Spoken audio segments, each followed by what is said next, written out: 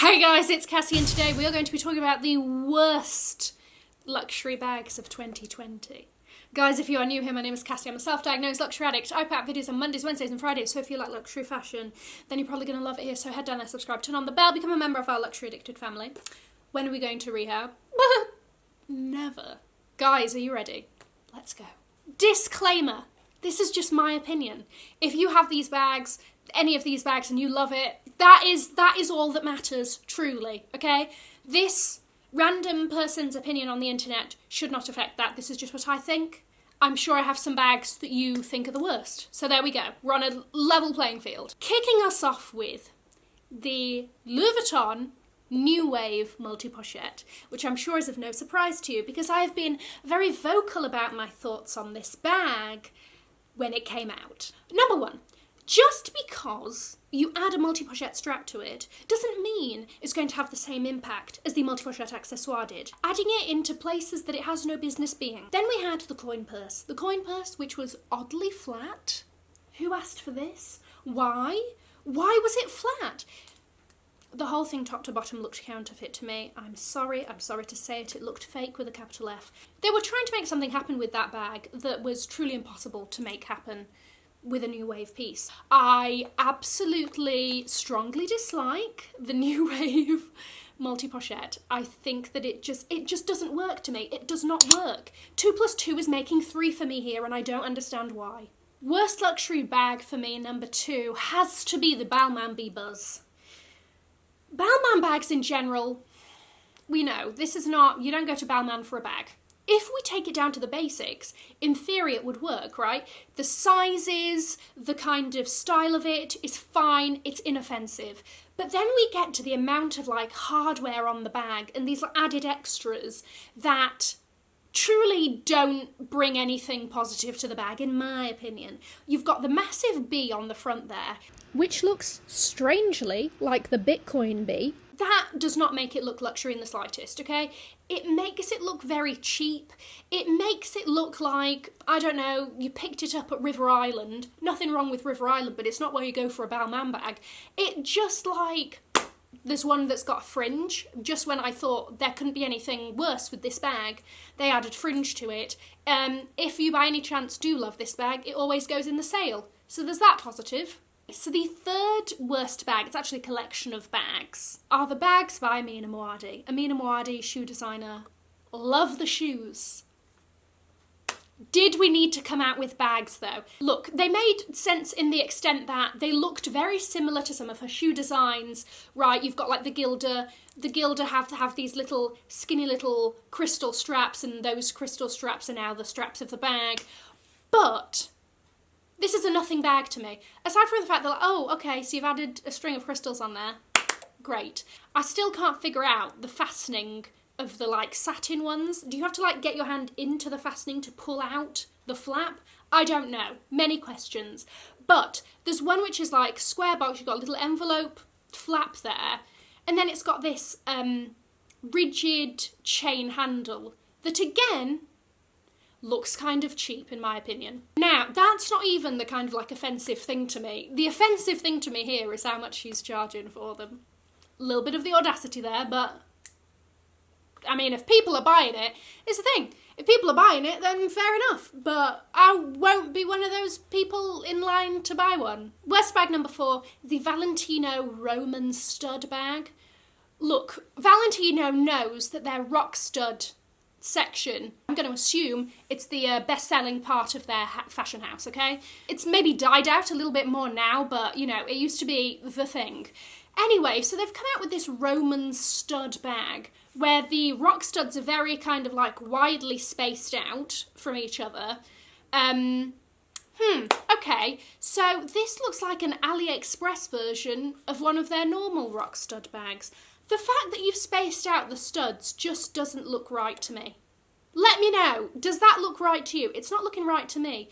Also, the strap is really, like, tiny. The proportion of that chain to the bag makes no sense.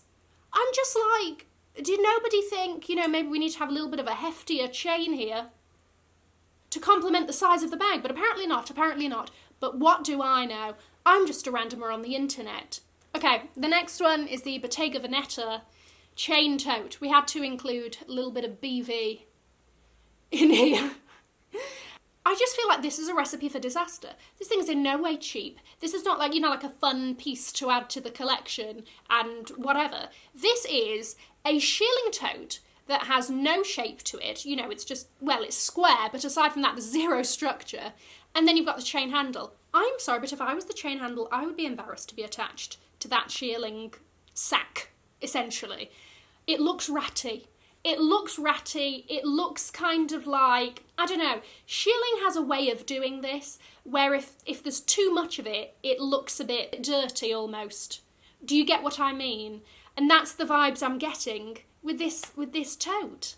Okay, worst bag number 6. This is the Burberry pocket bag. My issue with this bag is the logistics, okay? You know I have many logistical questions when it comes to some bags, okay?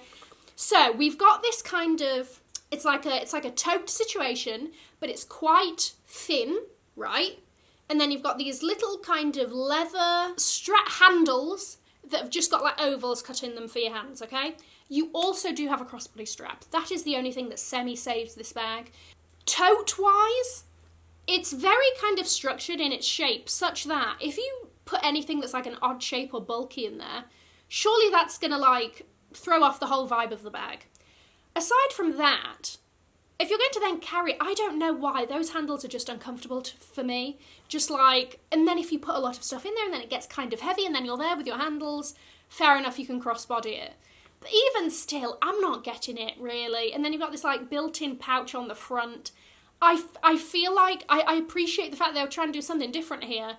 I don't think the execution kind of like worked that well. Number 7, Chanel.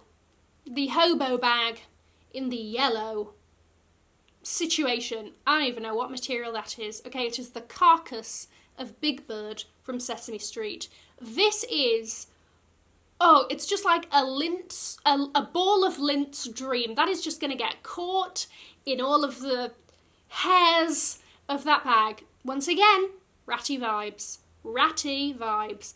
It's a ratty bag, okay? Again, it looks very matted. It looks a bit dirty in that way. Makes sense, you know. Look, apparently the pink and the blue versions of this are proving very popular, okay? So people are very much into the Hobo Bag vibe. That's none of my business, okay? The Hobo Bags, people are loving them. Don't buy this yellow one. That's awful. Who is buying this? Let's say you're out in Chanel, you're looking for a Hobo Bag. Who out of the options picks the yellow? You've got to go home and you've got to have a long, hard chat with yourself if you think that that yellow one is it. So the next one I'm cheating a little bit on because it's technically not out yet, not to my knowledge.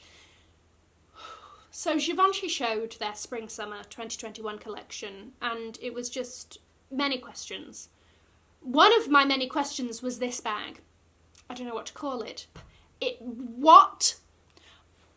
What is happening here? Who is buying this and for what purpose? Please, somebody tell me, because it confuses me greatly. How does the zip work? Logistics wise, are we zipping, do we do this zip? Is it zipping in? Is it two separate?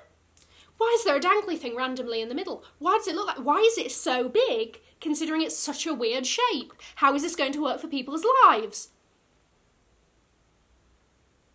Okay, so the next one is, again, another collection. This is the Gucci Fake Not Fake collection. I actually found it quite genius from the respect of I thought it was funny, and I think it's pretty good.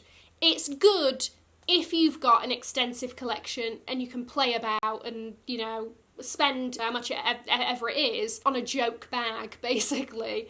If you don't have a crazy bag collection, this is the worst, okay?